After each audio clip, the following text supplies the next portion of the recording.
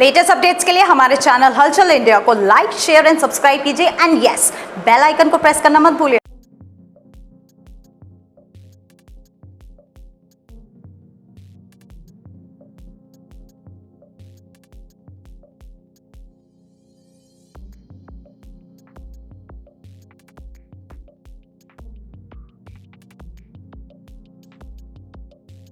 चुनाव कोई भी हो, चुनाव का नाम बड़ा हो जाता है क्योंकि चुनाव लड़ने से पहले बड़े बड़े वादे होते हैं, बड़े बड़े आश्वासन दिए जाते हैं, घोषणा पत्र जारी किए जाते हैं। मगर घोषणा पत्र और आश्वासन और वादे पर चुनाव की जीत के बाद कौन कितने काम करता है, ये बड़ा सवाल होता है।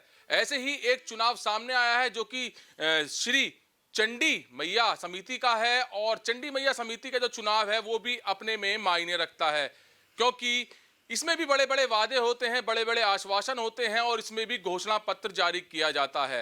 अब की बार 3 साल बाद जो चुनाव हो रहा है उसमें संजय गुप्ता जी हैं जो कि चुनाव लड़ रहे हैं और बड़े बड़े वादों के साथ वो इस चुनावी सफर में उतर रहे हैं।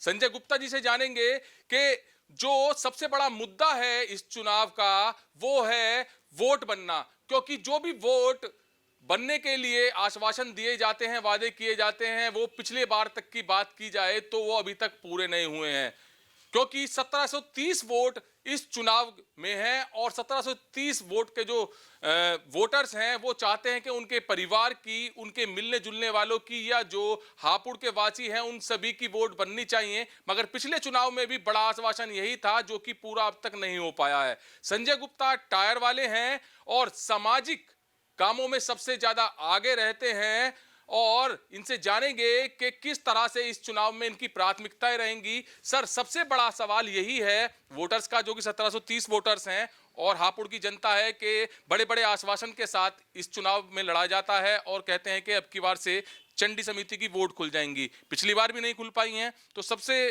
पहले यही सवाल आपके और हमारे बीच रहेगा कि आप इन वोट को खोलने में समर्थ हैं, खोल पाएंगे? धन्यवाद भाई जी। जो आपका ये सवाल है बहुत जायज़ सवाल है कि वोट लिस्ट या वोटर खुलनी चाहिए, वोट बननी चाहिए। और उसके लिए मैं आपको बता देना चाहता हूँ कि जो भी हमारी अगर मेजॉरिटी बन के आई और वोटरों ने हमारा साथ दिया, चंडी मैया ने आशीर्वाद दिया और हम निर्वाचित हुए, तो निश्चित रूप से इस पर काम करेंगे। मेजॉरिटी के साथ आए, क्योंकि मेजॉरिटी बहुत बड़ा इशू होता है किसी भी संस्था को चलाने के लिए।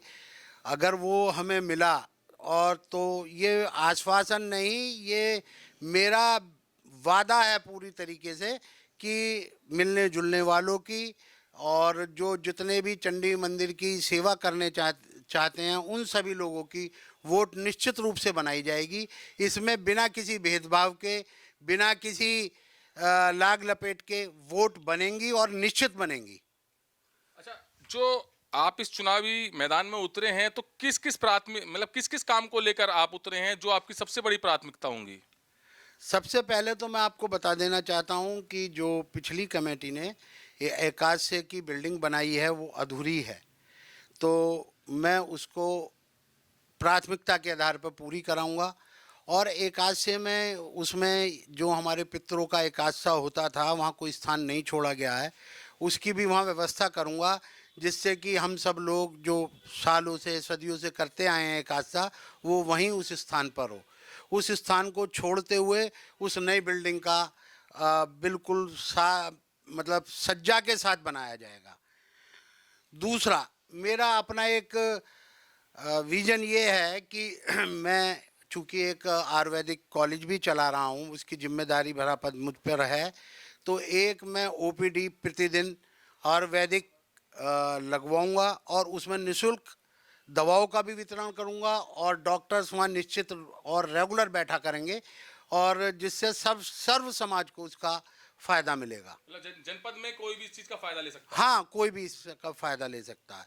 इसके अलावा दूसरा, मेरे पास एक मुजफ्फरनगर मेडिकल कॉलेज है, तो उसका भी पर मंथ में एक कैंप जरूर लगाऊंगा, जिसमें एक dental, eye checkup, blood test और मेडिसिन की ओपीडी निःशुल्क दवाइयों के साथ, वो भी प्रति माह एक कैंप लगाया जाएगा। ये तो एक सर्व समाज की बात हो गई। इसके अलावा जो भी धार्मिक आयोजन चंडी मंदिर द्वारा पूरे वर्ष में हर बार किए जाते हैं वो भी बहुत भव्य तरीके से कराए जाएंगे। जो श्रद्धालु वहाँ कीर्तन करते हैं उनका बिल्कुल बढ़िया तरीके से सुविधा उपलब्ध कराई जाएगी। दर्शनार्थियों के सुविधा का विशेष ख्याल रखा जाएगा। बिना किसी भेदभाव के सभी लोगों को दर्शनों की सुविधा दी जाएगी। अच्छा सर, एक चीज मैंने सुनी थी कि गौशाला के लिए अनुदान आया हुआ था, 3 बार अनुदान आया, वो किस तरह से आया है और किसके प्रयास से आया है? भाई साहब, जो पंचायती गौशाला हापुड़ है, इन्हें माननीय मुख्यमंत्री योगी जी द्वारा गौशाला को अनुदान का प्रस्ताव किया गया था। तो जब प्रथम बार मेरे पास जो गौशाला के सचिव हैं श्री सुरेश चंद्र गुप्ता ठेकेदार जी, वो आए, बोले कि हमारी फाइल लखनऊ में लंबित है और उसमें लगभग 84 लाख रुपए अनुदान हमें मिलना तय हुआ है। तब मैंने अपने प्रयासों से लखनऊ से उस वक्त प्रमुख सचिव पशुपालन विभाग के थे सुधीर बोबड़े जी, IAS अफसर, उनसे व्यक्तिगत मिलकर अनुरोध कर ये मैंने बिना किसी हर्जे खर्चे के ये अनुदान दिलाया। दूसरी बार 1,52,00,000 रुपए का अनुदान था नेक्स्ट ईयर, तो वो भी उस वक्त भी सुधीर बोबड़े जी थे, उनसे व्यक्तिगत अनुरोध के अनुसार और मैंने वो भी रिलीज़ कराया। फिर थर्ड ईयर भी जब सुरेश जी मेरे पास आए तो वो बोले कि अब भुवनेश जी IAS हैं, जो कमिश्नर मेरठ भी रहे थे, मेरे उनसे व्यक्तिगत संबंध थे, तो उनसे अनुरोध कर 1,84,00,000 रुपए पंचायती गौशाला को अनुदान के लिए मैंने ही प्रयास किया था और बहुत मुझे खुशी है कि वो अनुदान प्राप्त हुआ और गौशाला सुचारू रूप से चलती रही उस वजह से। अच्छा सर, आप व्यापारी हैं, आपका आयुर्वेदिक अस्पताल भी है और मेडिकल कॉलेज भी है, फिर आपने क्यों सोचा कि चंडी मंदिर समिति का चुनाव लड़ना चाहिए? चंडी मैया की कृपा से मेरा बहुत अच्छा व्यापार है और मेरा पूरा जो 1960 से टायर का व्यापार हापुड़ में ही है। हापुड़ में ही मैं जन्मा हूँ, हापुड़ में ही पढ़ा लिखा हूँ।